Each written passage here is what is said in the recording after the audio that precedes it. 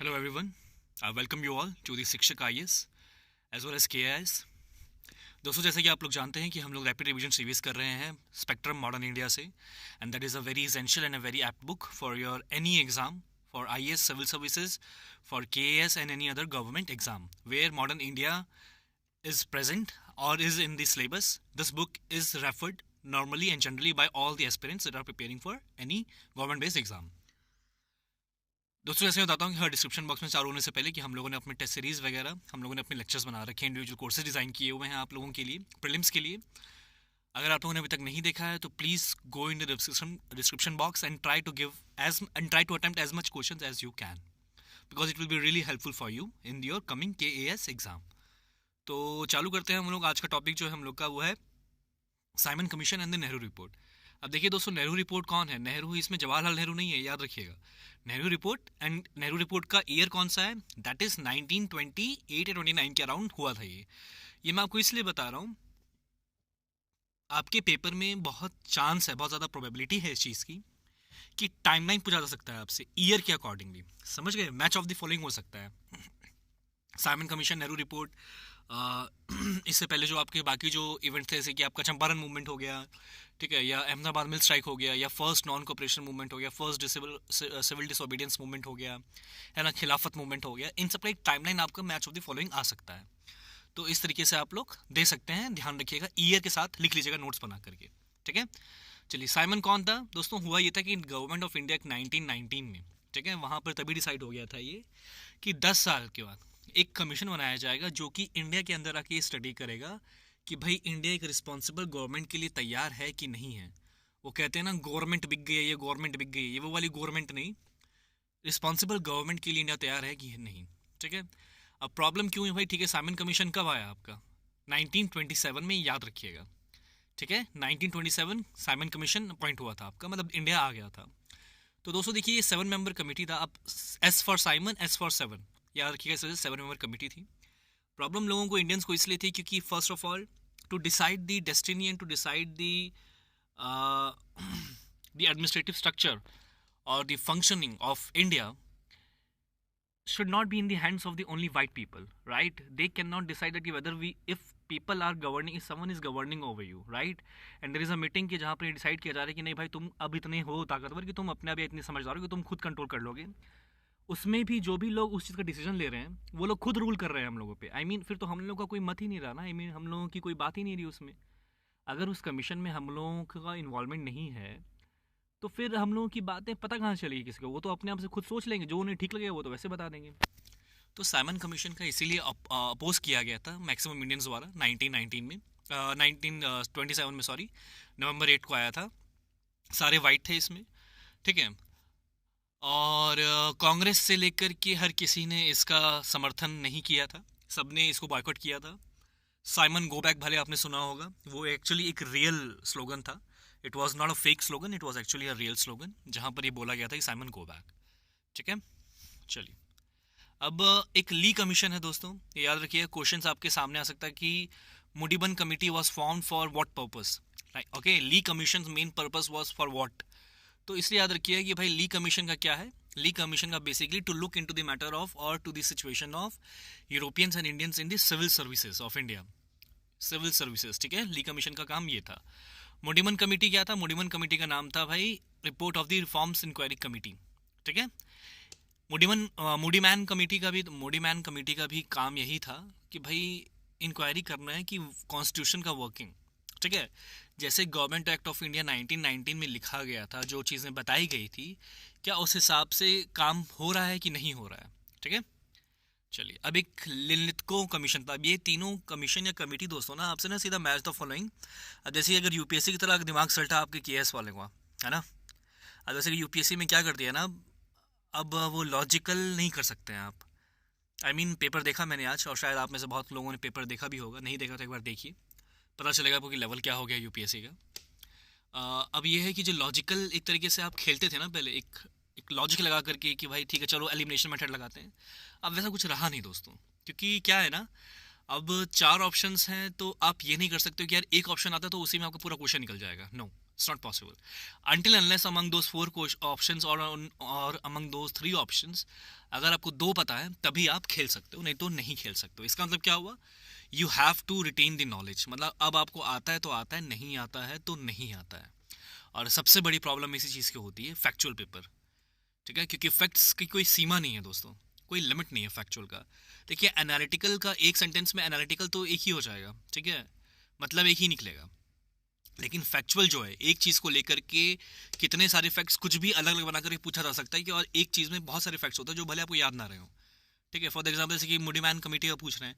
अब मोडीमैन कमेटी के टाइम पर ही पूछ दिया जाए आपसे कि भाई गवर्नमेंट ऑफ इंडिया एक्ट कौन सा चल रहा था उस टाइम पर, ठीक है, या ये कौन सी ईयर में आया था, या कौन सा कमीशन उस टाइम में बना था जब ये आया था, है ना, नॉन कॉपरेशन मूवमेंट चल रहा था कि नहीं चल रहा था. तो ये सब वही बात है कि एक फैक्ट बहुत सारे एक चीज़ से जुड़े हुए होते हैं.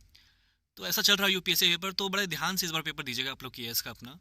जितने फैक्ट्स पढ़ सकते हैं थोड़ा सीरियसली होकर के पढ़िएगा, क्योंकि आने वाले टाइम में बहुत सारे पेपर्स टफ होने वाले हैं, चाहे वो पीसीएस हो चाहे पीएससी हो.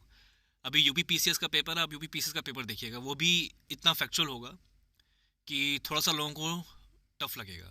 और जहाँ तक मेरे अकॉर्डिंग यूपीएससी का जो कट ऑफ है इस बार कम ही जाएगा, ज़्यादा नहीं जा सकता है, पॉसिबिलिटी नहीं है ना, ज़्यादा जाने की पॉसिबिलिटी नहीं है यूपीएससी की सिविल सर्विसेज की कट ऑफ की. चलिए, ललितको कमीशन क्या है दोस्तों? The royal commission of agriculture. ठीक है, ये बेसिकली ललितको किस लिए बना था? एग्रीकल्चर के लिए बना था, इतना याद रखना आपको बस. ईयर 1926 है. जो सीरियस हो स्टूडेंट्स होंगे वो लोग ज़रूर याद रखेंगे इस चीज़ को. ठीक है, चलिए. अब Indian response to the Simon Commission बता चुका हूँ मैं आपको, दोबारा इसमें जाने की ज़रूरत नहीं है. कांग्रेस ने बोल ही दिया था कि भाई हम लोग बॉयकॉट कर रहे हैं एट एवरी स्टेज. ठीक है, अदर ग्रुप्स कौन थे भाई? कुछ ग्रुप्स थे जैसे कि आपका ये हो गया मुस्लिम लीग हो गया. मुस्लिम लीग मोहम्मद अली जिन्ना जो था, जो दो सेगमेंट्स में बट चुका था. एक सेगमेंट जो था जो कि इसका बहिष्कार कर रहा था, बॉयकॉट कर रहा था. दूसरा सेगमेंट जो था वो इसको सपोर्ट कर रहा था कि नहीं ठीक है, अच्छा हुआ, मतलब साइमन कमीशन आया है तो कुछ अच्छा ही करके जाएंगे. तो ऑब्वियसली दूसरी बात है कि जो ग्रुप सपोर्ट करे तो ये समझिए कि उनका कुछ पर्सनल मोटिव्स थे, उनको एक इंटेग्रिटी से कोई लेना नहीं था. यहाँ पे अगर कोई और इंडियन ग्रुप भी होगा, हिंदू ग्रुप भी होगा, वो भी अगर कर रहा होता तो उसका भी कोई अपना पर्सनल मोटिव होता. ठीक है, इंटीग्रिटी और वो होता है ना आपका प्रबुद्धता और एकता, वो उन चीज़ों के लिए नहीं था बेसिकली. ठीक है, चलिए. पब्लिक रिस्पांस क्या हो भाई? हड़ताल होने लग गई है ना, ब्लैक फ्लैग्स दिखाने लग गए थे, इतना इंपॉर्टेंट नहीं है. ठीक है, अब इसके बाद से हम लोग चलते हैं doctor Ambedkar and the Simon commission. देखिए इस आर्टिकल में आपका ये बेसिकली कहा गया है कि अंबेडकर साहब ने कहा कि भाई डिप्रेस क्लासेस जो हैं, मैं इसका सार बता रहा हूँ आपको, बस सुन लीजिए आप, इतना इंपॉर्टेंट कुछ है नहीं इसमें, बस इंपॉर्टेंट ये है जो मैं बता चुका हूँ पहले से ही आपको कि बहिष्कृत हितकर्मी सभा किसने बनाई थी? तो डॉक्टर भीमराव अंबेडकर ने बनाई थी, बाबा साहेब भीमराव अंबेडकर. ठीक है, तो इसमें ये बेसिकली है कि भाई अंबेडकर साहब कह रहे थे कि जो डिप्रेस क्लासेस हैं, मतलब जो शेड्यूल कास्ट हैं या जो एसटीज हैं जो उस वक्त माना जाता था, तो उनको भाई एक अलग से माइनॉरिटी माना जाए, उनको हिंदू के साथ ना देखा जाए. ठीक है, उनको हिंदू कम्युनिटी के साथ देखा ही ना जाए, उनको एक अलग से तरीके से माइनॉरिटी दिया जाए, और सबसे ज़्यादा पॉलिटिकल सिक्योरिटी उन लोगों को देने की ज़रूरत है बजाय किसी और चीज़ों को. ठीक है, चलिए, और ज़्यादा कुछ नहीं है इसमें. इसी टाइम में Punjab Naujawan Bharat Sabha, workers and peasants parties and Hindustani Seva Dal, ठीक है, ये फॉर्म हुए थे. अब पंजाब नौजवान भारत सभा, ये बेसिकली दोस्तों हमारे कौन थे? भगत सिंह साहब, है ना. अब पुलिस रिप्रेशन हो गई होगा, क्यों नहीं होगा, हमेशा ही होता है, और ये कोई अब बड़ी बात रही नहीं. मॉडर्न इंडिया पढ़ रहे हैं तो हर बार मारपीट चलती रहती है यहाँ पर, कोई बड़ी बात रही नहीं है. ठीक है, चलिए. देखिए impact of appointment of Simon commission on the national movement. देखिए इसमें ज़्यादा कुछ समझना नहीं है, ना इससे कोई क्वेश्चन आने का कोई तात्पर्य बनता है, ना कोई सेंस बनता है एग्जामिनर को लेकर के. हार्डली यहाँ से पूछा जाएगा कि after the appointment of Simon commission the national movement got little bit slower, ठीक है, और इट गॉट मोर रैपिड. या तो और तेज़ी से जो नेशनल मूवमेंट चल रहे थे इंडिया में वो और तेज़ हो गए, या स्लो हो गए, कम हो गए, धीरे धीरे मतलब कम होते जा रहे थे. नहीं, ये इस चीज़ ने एक और चिंगारी भर दी थी नेशनल मूवमेंट को, इंडिया में चल रहा था. ठीक है, साइमन कमीशन रिकमेंडेशंस. अब देखिए ये क्वेश्चंस पूछे जाएंगे आपसे, बहुत फॉर श्योर एंड शॉर्ट मैं आपको बोल रहा हूँ कि ये क्वेश्चंस आपके पूछे जाएंगे पेपर में. ठीक है, तो पॉइंट्स को याद रखिएगा, ज़्यादा उसमें दिमाग आने की ज़रूरत नहीं है, याद रखिएगा. डायरी की मैं बता चुका हूँ आपको, इट प्रपोज्ड, ऐसा बोला गया कि भाई हम डायरी की अबॉलिश कर रहे हैं, है ना. Establishment of representative and responsible government. Representative government मतलब रिप्रेजेंटेशन, जहाँ पर रिप्रेजेंटेशन मतलब इलेक्शन हो जहाँ पर, है ना. चलिए, लेकिन एंड में भले रिप्रेजेंटेटिव गवर्नमेंट हो, लेकिन एंड में गवर्नर के पास ही सारी पावर रहेगी, मतलब मोनोपोली वाला हिसाब है ना। चलिए, प्रोविंशियल लेजिस्लेटिव काउंसिल में जो नंबर ऑफ मेंबर्स है वो इंक्रीज हो जाए। देखिए दोस्तों, मुझे एक बात बताइए, यहाँ से कोई सेंस बनता है? So illogical and so irrational to listen to even about this thing. If everything is in the discretionary power of the governor, who is the supreme controller of everything, and he is sitting on the head of the organization or the country, how does it even matter that how many Indians are there in the provincial legislative council, and how does the ratio even matters out there? So it was just a wasteful thing, और एक बेवकूफ़ बनाने के लिए एक language use की गई थी, ठीक है। The report rejected parliamentary responsibility at the centre. Parliament नहीं बनेगा, कोई सेंस नहीं बनता है। प्रोविंशियल लेजिस्लेटिव काउंसिल बन सकते हैं। प्रोविंशियल लेजिस्लेटिव काउंसिल थे वो तो ऑलरेडी बने हुए थे। प्रोविंशियल लेजिस्लेटिव काउंसिल जो कि प्रोविंसेस, छोटे छोटे जो बाद में अगर स्टेट्स बने थे आपके, है ना। पार्लियामेंट्री रिस्पॉन्सिबिलिटी क्यों बनाएंगे भाई? पार्लियामेंट गवर्नमेंट तो रिप्रेजेंटेशन दे ही नहीं सकते, क्योंकि सेंटर में तो फिर इंडियंस आ जाएंगे, है ना, तो वो तो छोड़ नहीं सकते हैं, है ना। चलिए, it recommended the separate communal electorates be retain. मतलब अब ये देखिए कि हिंदू का इलेक्शन अलग होगा, मुसलमान का इलेक्शन अलग होगा, सिख का इलेक्शन अलग होगा, ईसाई का इलेक्शन अलग होगा। ये इन लोगों ने कहा कि नहीं होना चाहिए। तो यहाँ से आपको पॉइंट उठ सकता है कि did Simon commission supported the separate communal electrodes. आपको लगा कि नहीं नहीं यार, ये तो उस टाइम से लेकर के अब तक तो बंद हो जाना चाहिए भाई। नहीं, साइमन कमीशन तक सेपरेट कम्युनल इलेक्टोरेट्स को एबॉलिश नहीं किया गया था। They supported it with no universal franchise. Universal franchise मतलब क्या होता है? वोटिंग राइट्स, है ना, इसको वोटिंग राइट्स बोलते हैं। ये वोटिंग राइट्स नहीं दी जाएगा, अधिकार नहीं दिया जाएगा। चलिए, इट एक्सेप्टेड, अब देखिए इस लैंग्वेज को बड़ी बड़ी मज़ेदार से लैंग्वेज है, बड़ी मज़ेदार है। It accepted the idea of federalism but not in the near future. हाँ, it suggested that the consultative council of greater India should be establish. मतलब फेडरलिज्म एक्सेप्ट तो कर लिया आइडिया कि नहीं भाई फेडरलिज्म तो अच्छा कंसेप्ट है, चलो हाँ मानते हैं, लेकिन अभी नहीं, अभी बहुत दूर है। वो कहते हैं दिल्ली अभी दूर है, तो वो वाला हिसाब है कि मतलब अभी नहीं है, कॉन्सेप्ट अच्छा है, बहुत बढ़िया है, लेकिन अभी तुम लोग की है नहीं इतनी कि तुम लोग को दे दिया जाए या तुम लोग को फेडरलिज्म दे दो। बेसिकली इन लोगों का कहने का सेंस ये था, ठीक है। यहाँ से भी पॉइंट टू पॉइंट क्वेश्चन आपका आ सकता है। डायरेक्टली इसी पॉइंट में लिखा हुआ आएगा, स्टेटमेंट आएगा और आपके ऑप्शंस आ जाएंगे। Which statement above are, which statement is are true और फॉल्स, ठीक है। 1 2 2 1 और नीदर ऑफ देम, ठीक है। चलिए, एक इनमें से ये भी था भाई, जो इन्होंने बोला साइमन कमीशन ने कि सिंध जो है उसे अलग कर दो भाई बॉम्बे से, और जो बर्मा है वो इंडिया से अलग कर दो, क्योंकि बर्मा जो है वो कभी इंडियन सबकॉन्टिनेंट का पार्ट ही नहीं था, ठीक है, ऐसा इन लोगों ने कहा। तो इस स्टेटमेंट याद रखिएगा कि भाई साइमन कमीशन ही था, वो कोई कांग्रेस पीपल नहीं थे कि जिन्होंने बोला था कि भाई सिंध को अलग कर दिया, या वो कोई मुस्लिम लीग नहीं था जिसने बोला था कि सिंध को अलग कर दो। It was Simon commission who said that. Nehru report, Motilal Nehru, इसके अगेंस्ट इन्होंने एक उसी टाइम पे 1928 को मोतीलाल नेहरू ने अपना एक रिपोर्ट बनाया जिसमें उन्होंने 11 पॉइंट्स या 14 कुछ चीज़ें लिखी थी, ठीक है, इंपॉर्टेंट चीज़ें लिखी थी। जिसका मेजर इंपॉर्टेंट पॉइंट जो था वो था डोमिनियन स्टेटस। डोमिनियन स्टेटस मतलब कि भाई हमें कंप्लीट इंडिपेंडेंस चाहिए, है ना। आई मीन टू से लाइक कि उनका कहने का मतलब सेंस ये था कि डोमिनियन स्टेट है कि एक तरीके से आज़ादी तो है, लेकिन फिर भी कुछ पावर जो है वो ब्रिटेन के पास है, ठीक है। तभी तो बाद में जवाहरलाल नेहरू साहब आए थे और उन्होंने कहा था कि नहीं नहीं कंप्लीट इंडिपेंडेंस चाहिए पूरा। तभी तो उन्होंने ना तो सोशलिस्ट थे वो, तो ना तो उन्होंने स्वराजिस्ट को और ना ही नो चेंजर्स को सपोर्ट किया था, ठीक है। चलिए, मेन रिकमेंडेशंस क्या थे भाई नेहरू रिपोर्ट के? क्वेश्चंस यहाँ से भी उठ के आ चुके हैं, तो एक बार पढ़ लीजिए। Dominion status about the launch of self governing dominions as a form of government desired by Indians, ठीक है। रिजेक्शन ऑफ सेपरेट इलेक्ट्रोड्स, ये पढ़ चुके हैं बिल्कुल, जो कॉमन सेंस लग रहा है वो सब इसमें होगा। लिंग्विस्टिक प्रोविंसेस काफ़ी इंपॉर्टेंट पॉइंट है, यहाँ से पूछा जा सकता है और आपको ऐसे नॉलेज में भी होना चाहिए कि हमारा जो स्टेट रीऑर्गेनाइजेशन जो एक्ट बना था एक समय के बाद 1951 के आसपास आई गेस, जहाँ पर आपके स्टेट्स को रीऑर्गेनाइज किया गया था लैंग्वेज के बेसिस पर। तो ये पहले भी मोतीलाल साहब अपने उस टाइम पर भी बोल चुके थे कि भाई लैंग्वेज के हिसाब से प्रोविंसेस बना दो। मतलब जहाँ पर पंजाबी बोली जा रही है वहाँ का पंजाबी एरिया, ठीक है। जहाँ पर बंगला बोला जा रहा है तो वो बंगाल। तो अब वही हुआ ही, बेसिकली वही हो गया, अलग हो गया एक तरीके से सब कुछ। अलग मैं इसलिए बोल रहा हूँ कि आज देखिए ना, हर दूसरा स्टेट बोलता है कि भाई हमें इंडिया से अलग कर दो, हमें अलग कंट्री बना दो एक। और दूसरी बात है कि दोस्तों हम लोग वेस्टर्नाइजेशन से क्या सीख रहे हैं मुझे नहीं समझ आता, और मुझे मुझे कुछ दम भी नहीं लगता है इस चीज़ में। ये जो हम लोग आपस में बोलते रहते हैं ना कि यार हम लोग तो बेकार हैं यार, ठीक है, जीने का तरीका है, या तो जरा बाहर देखो वो लोग कैसे ज़िंदगी जी रहे हैं।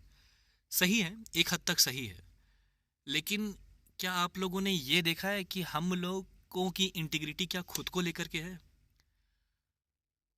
खुद को लेकर के ही हम लोग की कोई इंटीग्रिटी नहीं है। हम इंडियंस को लेकर के कोई इंटीग्रिटी नहीं है, कोई रिस्पेक्ट नहीं है, कोई म्यूचुअल अंडरस्टैंडिंग नहीं है, तो हम लोग बाहर दुनिया वालों से क्या रिस्पेक्ट और कॉन्शियसनेस गेन करेंगे यार?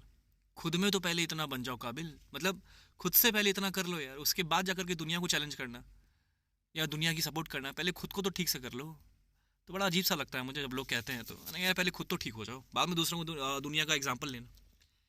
एनीवे, 19 फंडामेंटल राइट्स, ये सब भी इन्होंने अपने रिपोर्ट में डाले थे। यूनिवर्सल एडल्ट सफरेज, है ना, राइट्स फॉर वुमेन, है, राइट टू फॉर्म यूनियंस, ये सब भी थे इसमें। इंडियन पार्लियामेंट द सेंटर, अब यहाँ पे इन्होंने ये बोला था कि भाई हम पार्लियामेंट बनाएंगे। अब यहाँ पर आज की बात उस टाइम में कही गई थी, लोकसभा और राज्यसभा। आज का कितना स्ट्रेंथ है, 545, और राज्यसभा कितना, 245। अब जिसको नहीं पता है तो भगवान जाने उसका क्या होगा, पता होना चाहिए था। इन्होंने बोला 500 और 200, याद रखिएगा ये चीज़। 5 year tenure headed by a governor acting on the advice of the provincial executive council। ठीक है भाई, 5 साल उन्होंने बोला था कि लोकसभा चलनी चाहिए लाइफ, कोई बड़ी बात नहीं, इसमें कोई ताज्जुब होने वाली बातें नहीं कि अरे यार ये पॉइंट कैसे बोल दिया, सब सेम है। Culture and religious interest of Muslims, ये देखिए इन्होंने पॉइंट डाला। Dissociation of state from religion, इसका मतलब क्या है, सेकुलरिज्म है। सेकुलरिज्म इसी का पूरा मतलब नहीं है, सेकुलरिज्म का एक पार्ट है, मतलब वन ऑफ द मीनिंग ये भी है हमारी कंट्री में कि dissociation of state from religion.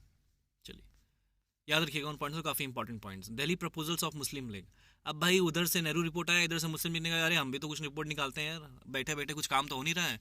तो वही वाला हिसाब था, बैठे बैठे करेंगे, स्टार्ट करना है कुछ काम, लेके प्रभु का नाम करते हैं शुरू, अंताक्षरी का कुछ नाम ऐसे कुछ था यार, पता नहीं, भगवान जाने। तो Delhi proposals of Muslim league, ठीक है, अब मुस्लिम लीग ने उन्होंने अपना पॉइंट्स डाल दिया, जिसको दिल्ली प्रपोजल्स के हिसाब से कहा जाता है। और ये कब था, 1927 को दोस्तों, कब था, 1927 को। टाइमलाइन आपसे पूछी जा सकती है, नेहरू रिपोर्ट, साइमन कमीशन, ठीक है, ये सब टाइमलाइन आपसे पूछी जा सकती है, इसलिए मैं बता रहा हूँ इन चीज़ों को आपको याद रखना है, ठीक है। चलिए, तो दिल्ली प्रपोजल में इन्होंने क्या कहा भाई, इन्होंने कहा कि भाई जॉइंट इलेक्ट्रोड्स कराओगे आप, ठीक है, in place of separate electrodes with reserve seats for Muslim. Joint electrodes होना है, सेपरेट इलेक्ट्रोड्स नहीं चाहिए हमें, हमें जॉइंट इलेक्टोरेट्स चाहिए, लेकिन सीट चाहिए हमें रिजर्व मुस्लिम्स के लिए। 1/3 representation to Muslims in central legislative assembly, ठीक है, representation to Muslims in Punjab and Bengal in proportion to their population, और formation of 3 new Muslim majority provinces, that is Sindh, Baluchistan and north west frontier province. आज देख लीजिए, सिंध भी अपने पास नहीं है, बलूचिस्तान भी नहीं, नॉर्थ वेस्ट फ्रंटियर तो बहुत दूर की बात हो गई। तो ये पॉइंट्स याद रखिएगा, पूछा जा सकता है आपसे, वैसे हालांकि इतने इंपॉर्टेंट तो नहीं है, इतना ध्यान तो नहीं देना चाहिए, क्योंकि वही बात है कि यूनिटी को तोड़ने वाला हिसाब हुआ था ये, लेकिन फिर भी मैंने बताया ना कि हर चीज़ को एक बस एक वो था कि मतलब मेरा मकसद पूरा हो, कंट्री भाड़ में जाए, मेरा मकसद पूरा हो, तो बड़ा ही गलत था ये। आते हैं आगे, चलते हैं हिंदू महासभा डिमांड्स। अब भाई ये सब जो थे, ये एक भाई साहब थे, हिंदू रिलीजन को लेकर के बड़े अपने आप को धर्मास्त्र समझते थे ये लोग, लेकिन इन लोगों की कोई एग्जिस्टेंस नहीं है हमारे मॉडर्न इंडिया में, और ना इनसे कोई क्वेश्चन पूछा जाएगा, तो इसको इग्नोर करते हैं, ठीक है। चलिए, कॉम्प्रोमाइज़ हुआ, तो भाई क्या क्या बातें मानी गई, Nehru report to Hindu communalist, क्या क्या बातें मानी गई, ठीक है भाई। Joint electorates proposed everywhere but reservation for Muslims only where in minority, जहाँ जहाँ पर मुस्लिम्स माइनॉरिटी पर, वहाँ पर आपको रिजर्वेशन दे दिया जाएगा।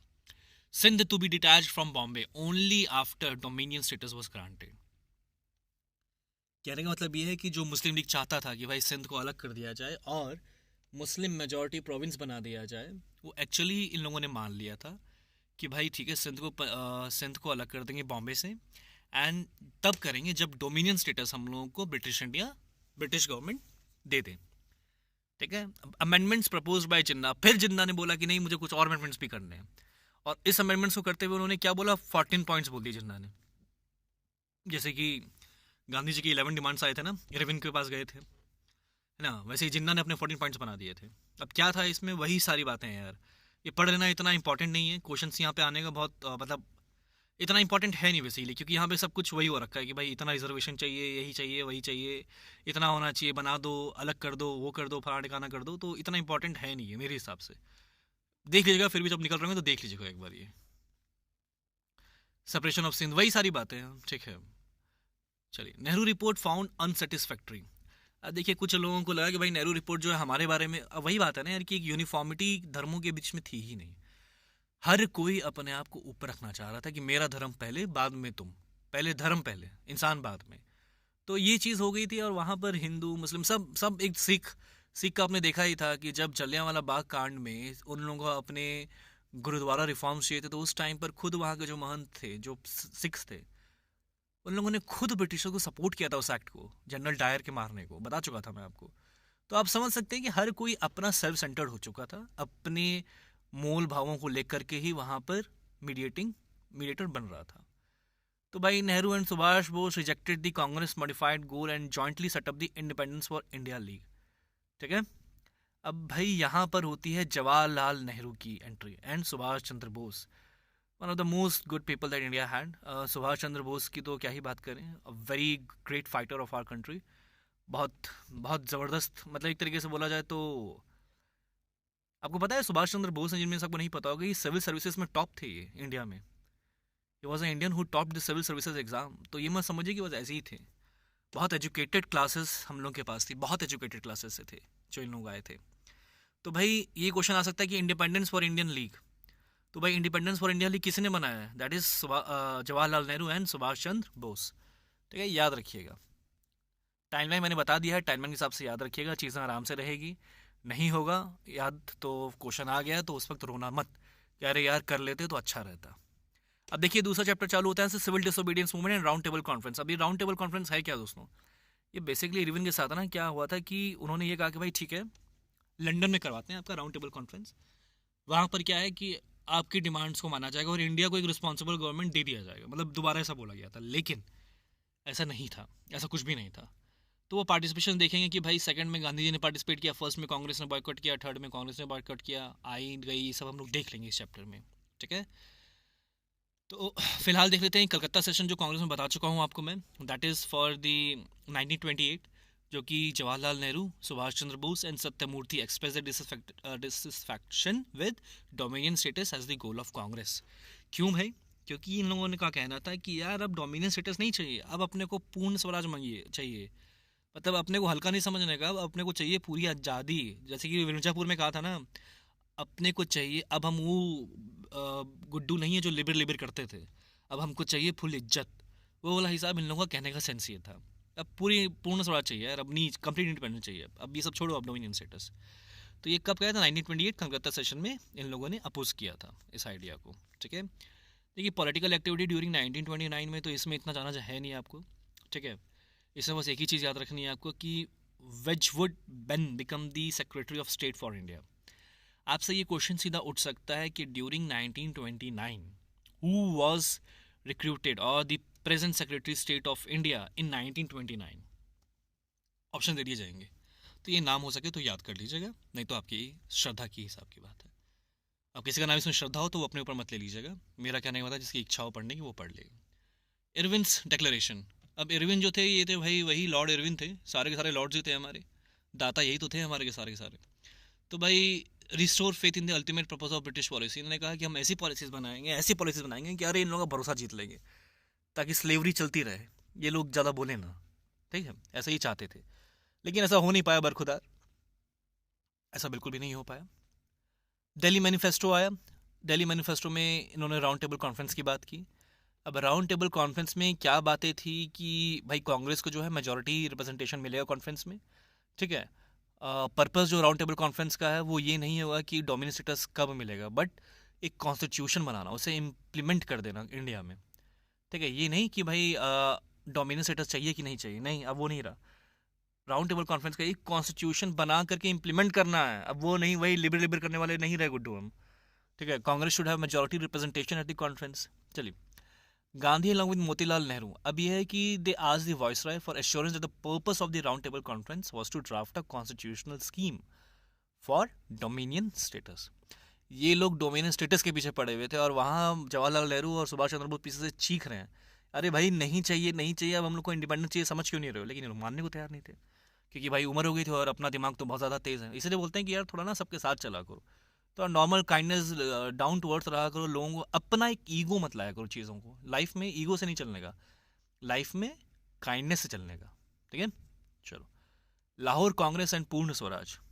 अब देखिए यहाँ से लाहौर कांग्रेस और पूर्ण स्वराज वाली बात चालू हो जाती है, ये हम लोग अगले सेक्शन में पढ़ते हैं। इसके बाद आपका सीधा चालू होगा मेरे ख्याल से, आई मीन राजा गोपालीचारू फार्मूला और क्विट इंडिया मूवमेंट। अब यही सब बचा है आपका ज़्यादा से ज़्यादा। और जो मैंने बताया बस वो पॉइंट्स याद रखिएगा, कहानी समझने की ज़रूरत नहीं है क्योंकि मैं उतनी कहानी बता भी नहीं रहा हूँ, इंपॉर्टेंट नहीं है उतना। ठीक है, इन पॉइंट्स को याद रखिएगा, रिवीजन कर लीजिएगा, क्वेश्चन ज़रूर आएगा यहाँ से। अगले सेशन में दोबारा मिलते हैं, तब तक के लिए अपना ध्यान रखिए। शुभ रात्रि, शब्बा खैर, गुड नाइट।